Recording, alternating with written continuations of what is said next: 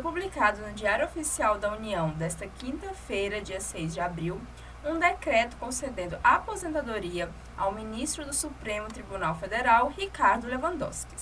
O documento foi assinado pelo presidente Lula.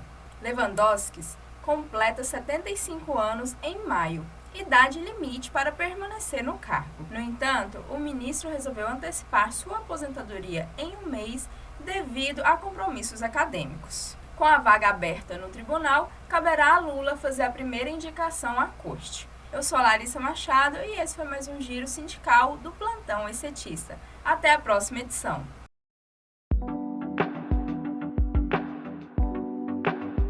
Esse é mais um bate-papo jurídico. Doutora Gisele, e esses trabalhadores que se reabilitam e acabam perdendo seus adicionais, o salário vai para uma questão de suporte, o salário cai lá para baixo. O carteiro, por exemplo, fica sem o ADC, Sim. O OTT fica sem o AT, né? E o atendente sem o AG. É realmente uma perda. Bom, nós temos já na Justiça essa discussão e o TST já se manifestou que a perda dos adicionais não decorre de uma vontade do trabalhador, mas de uma patologia que ele adquiriu.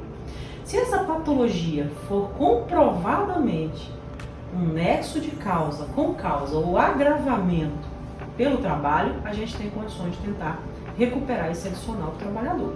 Mas lembre, tem que fazer prova no processo de que a patologia tem relação direta com o trabalho, seja porque o trabalho é a causa daquela doença, causou um agravamento ou uma maior rapidez que aquela doença se manifestou, ou tem pelo menos ali algum nexo com causa ou agravamento.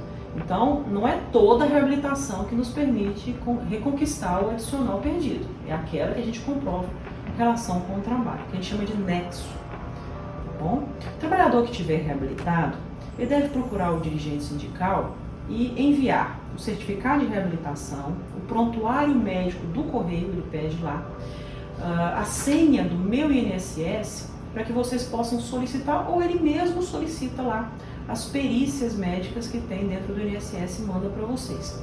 Ficha cadastral, ficha financeira desde a data da reabilitação em diante, um ano antes da reabilitação, 2 anos, a gente precisa saber o último salário que ele teve antes de ir para o INSS e depois ser reabilitado.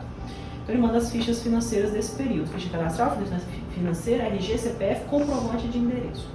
Certificado de reabilitação, prontuário do correio, prontuário do INSS.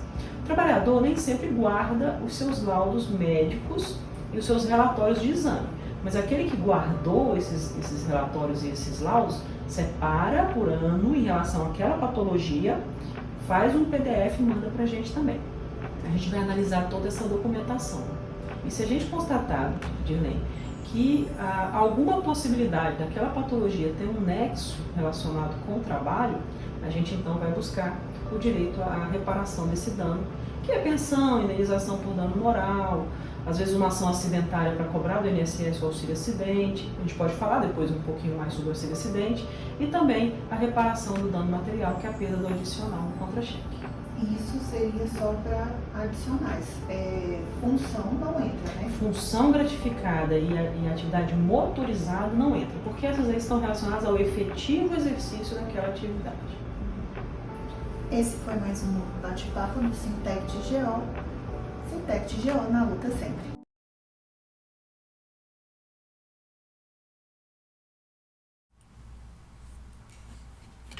Bom dia, estamos começando agora mais um quadro Classe Trabalhadora em Debate e hoje recebemos aqui os dirigentes sindicais, o Weber Barbosa e o Eliseu, para falar do processo de eleição dos delegados sindicais.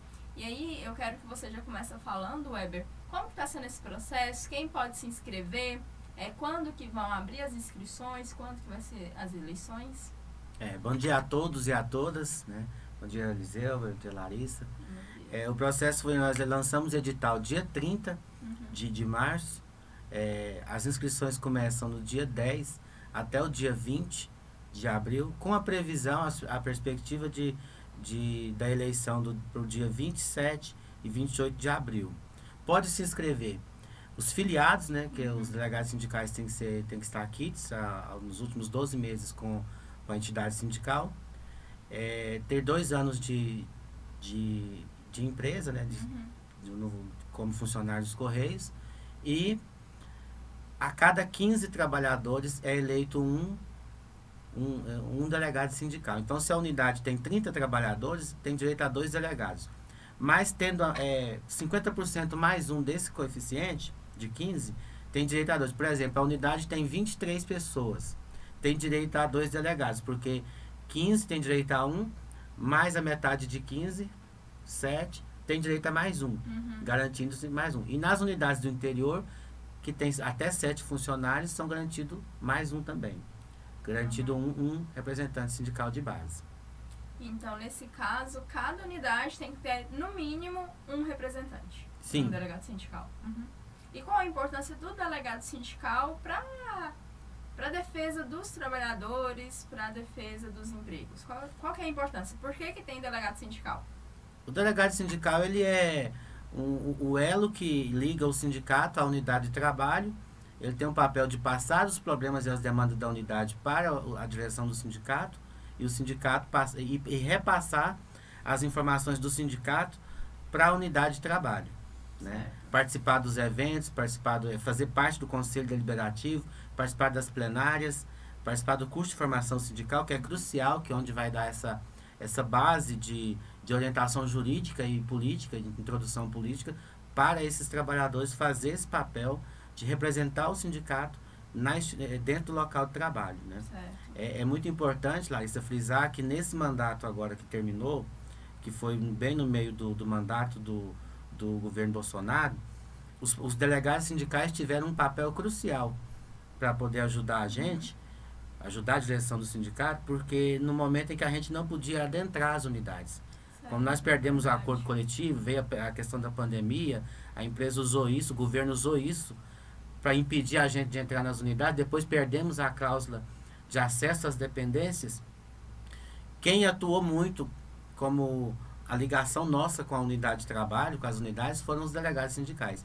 E a gente estabeleceu várias reuniões de 15 em 15 dias, de mês em mês, para estar sempre em contato, para que a gente pudesse fazer uma atuação na prática sindical com mais eficácia, porque a gente não tinha acesso para fazer reunião setorial, para fazer o enfrentamento como a gente fazia antes. Então foi muito importante, e aí já mostra um pouco do que é a importância do delegado sindical. Certo, faz sentido, né? E Eliseu, você que está à frente da pasta de formação sindical, fala um pouquinho do curso de formação sindical. Por que ele também é importante nesse processo todo de eleição de delegados? Então, Larissa, a gente, lá atrás, quando a gente assumiu o sindicato, nós recebíamos muita reclamação que o curso de formação de delegados sindicais é muito voltado para a questão política, mais ligada à esquerda. E já em 2008 nós tivemos a preocupação de manter esse viés mais, porque nós entendemos sim que a direita não olha a questão do trabalhador, quem tem olhado mesmo é a esquerda, né? Tanto que o Weber ressaltou aí questões que a gente viveu porque era um governo que priorizava o patronato, o governo anterior. Então o que acontece? A nossa preocupação primordial foi trazer formadores, instrutores para os nossos cursos de formação que fossem professores acadêmicos, principalmente professores da Universidade Federal de Goiás. É lógico que a gente priorizou muito professores da área da história, da área da filosofia, né? A história para a gente ter realmente uma base do conhecimento do por que existe um sindicato. O trabalhador ele precisa ter consciência. Infelizmente, nós vivenciamos um momento onde o mundo, a conjuntura da disputa de classe, da luta de classes, o mundo, para absorver a parte do trabalhador para o lado do patronato, o capitalismo tem individualizado demais as questões. Então, o trabalhador ele é meio que forçado, indiretamente e diretamente, a esquecer o coletivo. E isso não pode acontecer. Por que não pode acontecer? Porque, no final das contas, os nossos problemas são o mesmo. Eu não sou, o meu problema diariamente no dia a dia, em nada é diferente do problema do gari, né? Do problema da diarista, do problema do pedreiro. Ou seja, no final das contas, nós todos somos vendedores de um produto. Qual produto nós vendemos? A nossa força de trabalho. Então, se eu não me sentir, não me perceber inserido em um conjunto, em uma coletividade, é difícil eu conseguir melhorias, porque eu vou estar olhando sempre o meu umbigo. Se eu olho só o meu umbigo, dane-se o outro trabalhador. E eu preciso olhar isso na coletividade. Nós estamos diante de uma conjuntura onde nós, trabalhadores de Correio, que fomos tão duramente ameaçados, se a gente não entender o papel dos sindicatos lá no nascedouro, quando a classe trabalhadora era obrigada a trabalhar entre 14 a 16 horas por dia, como diria mamãe, de mamanda caducando, desde uma criança de 5, 6 anos até um idoso de 70, 80 anos, trabalhando 16 horas, e os sindicatos surgiram da luta para a redução dessa carga horária, e aí depois foi se juntando as demandas, né? Aumentando as demandas para que o trabalhador tivesse realmente direito e reconhecimentos. Se a gente não entender que está dentro de uma conjuntura coletiva, a gente evolui muito pouco, né? E o Weber tocou aqui no ponto da questão da representatividade. O trabalhador nosso, eu entendo que ele precisa se interessar em conhecer o nosso estatuto. Está disponível no site. Nosso estatuto normatiza essas questões, mas normatiza muitas outras. E o estatuto não sai da nossa cabeça. Sai da cabeça dos delegados que estão presentes no nosso congresso, onde a direção sindical às vezes apresenta suas propostas, mas qualquer trabalhador legalmente eleito para estar no nosso congresso regional, ele pode fazer proposta de alteração estatutária do que está aí, né? Que às vezes as pessoas olham e reclamam, não, mas isso aqui está errado, mas foi aprovado num congresso, não saiu, né? A decisão pessoal, seja do Thiago, do Exiraldo, do Weber, do Eliseu, da Dirlene ou de qualquer um outro diretor sindical. É dos delegados que lá estão representando as unidades. Então, seria interessante isso, nossos trabalhadores começassem a conhecer o nosso estatuto, até para que tivessem mais alicerce para representar os seus colegas, porque o Weber colocou muito bem aqui, o delegado sindical, ele é o elo de ligação entre o sindicato e a base lá, né? Portanto, ele acaba sendo uma extensão da direção sindical, ou seja, ele é a direção sindical ali no ambiente de trabalho. E lá no início da década passada, inclusive, os delegados sindicais tinham, me fugiu agora o termo técnico, estabilidade.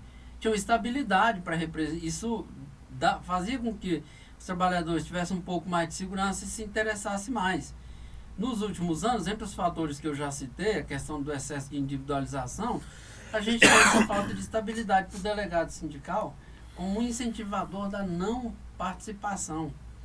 Mas o trabalhador ainda tem algumas garantias. O delegado sindical, para ele ser processado, por exemplo, pela empresa, o sindicato tem que ser comunicado e tem que estar acompanhando o processo.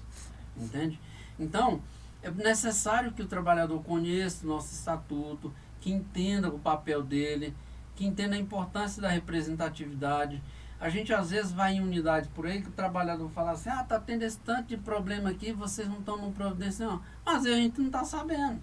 Se tem um delegado sindical lá, ele pode comunicar com o sindicato. Apesar de que qualquer outro trabalhador tem os nossos contatos, poderia fazer isso, mas tendo um delegado sindical, a representação sindical está lá, a diretoria está lá naquele local, e ele poderia fazer esse elo de comunicação aí entre a direção e os trabalhadores daquele local, tá bom? Certo, entendi. Então, estou até aqui conferindo no site, o prazo para registro, então, de candidatura é do dia 10 ao dia 20 de abril, Sim. certo? E aí, a eleição é no dia 27 e 28 de abril. Como que vai ser essa eleição?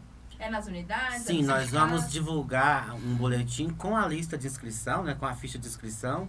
Vai ser divulgada, a gente vai passar nas unidades, semana que vem, na outra, coletando, juntando.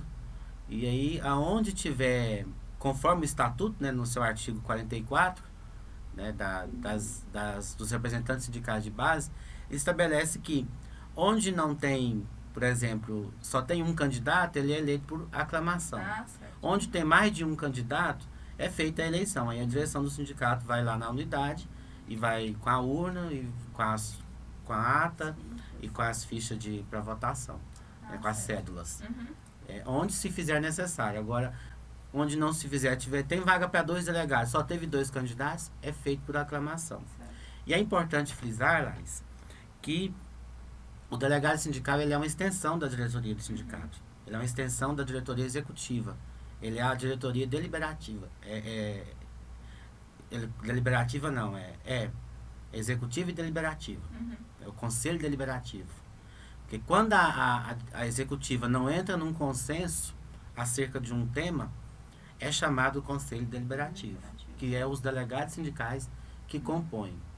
Por exemplo, o sindicato não entrou em consenso se vai vender a sede ou não. Só um exemplo eu estou citando. Aí, os diretores executivos, a diretoria liberada, a diretoria executiva, não conseguiu chegar num consenso. Não concordo, também não concordo, não teve avanço. Vamos chamar o conselho deliberativo, então, para definir o assunto. Certo. Aí é feita uma votação com esses delegados. Por isso é importantíssimo a pessoa ter o compromisso de participar efetivamente do curso de formação sindical, de participar dos eventos que o sindicato promove, das reuniões que são chamadas virtualmente e até presencial também, no decorrer do ano, que agora está tendo um retorno das reuniões presenciais, né?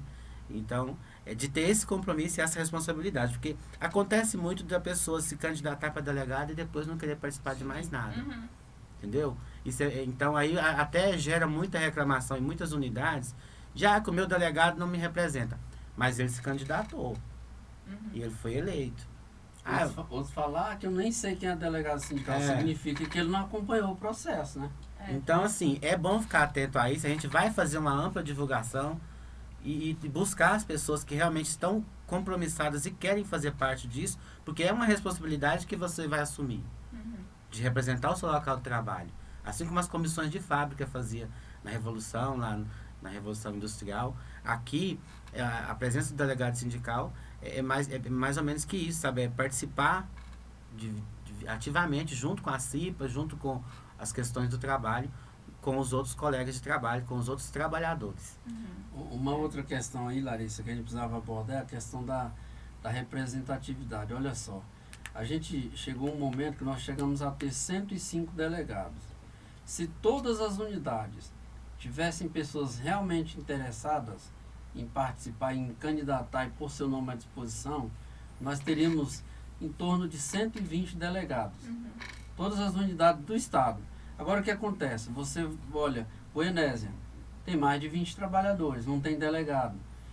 Niquelândia, não tem delegado. Minasul, Porangatu, acho que até São Miguel do Araguaia, que cabe delegado, salvo engano, acho que lá tem 7 pessoas. Tem 7 pessoas. São Luís dos Montes Belos e por aí vai. São tantas cidades que deveriam ter pelo menos um delegado, porque o Everton está falando aqui sobre a questão da quantidade. No estatuto, lá em 2000, acho que no Congresso de 2012, um atendente da agência de Catalão chegou e falou: gente, as agências não têm. Minha unidade tem 8 trabalhadores, não tem delegado. Aí nós criamos a regra lá, proporcionalidade. A unidade que tiver até 7 trabalhadores, no mínimo de 7 trabalhadores, garante a ela ter um delegado. Então, por exemplo, Jussara tinha que ter um delegado, né? E por aí vai. Salvo engano, a agência de Catalão está tendo, mas a agência de Rio Verde não está tendo, a Seitumbiara não está tendo. E são unidades grandes, São unidades grandes. Aí você chega no CDD, tem alguém ali que se dispôs, mas na agência não tem, dessas cidades maiores. A Mineiros não está tendo delegado. São unidades imensas e que ficam muito longe de Goiânia. Daqui Mineiros é 400 quilômetros. Então, um problema é que o delegado podia fazer essa ligação direto para os sindicatos e dizer: a gente está acontecendo isso aqui, ou o trabalhador passar para o delegado. A direção às vezes tem que sair daqui para ir lá em Mineiros. Ou seja, eu vou gastar um dia, né, porque daqui lá é 400 quilômetros, um dia inteiro para ir lá resolver um problema que o delegado está ali presente no dia a dia, acompanhando, vivenciando, tem um conhecimento mais detalhado da situação e pode fazer esse elo. Então, aproveitar aqui para conclamar realmente os nossos colegas, principalmente dessas unidades do interior, que estão sem delegado, que há anos estão sem delegado. Eu estava conversando esse dia com o menino aqui de Bela Vista. Bela Vista nunca teve delegado. E é uma unidade que tem mais de 7 trabalhadores. Entende? Então, todos vocês do interior, leiam as regras, nós vamos divulgar semana que vem.